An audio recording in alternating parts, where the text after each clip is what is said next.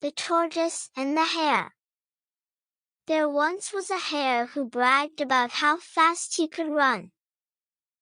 Tired of hearing him boast, the tortoise challenged the hare to a race.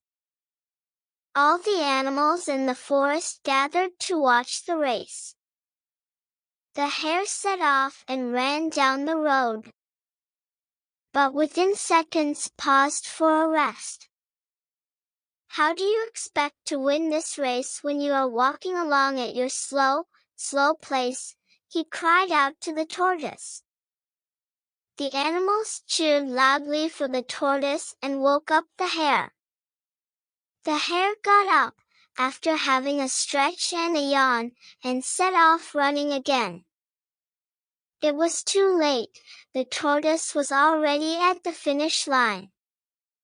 So after that, the hare always reminded himself, don't brag about your lightning pace, for slow and steady won the race.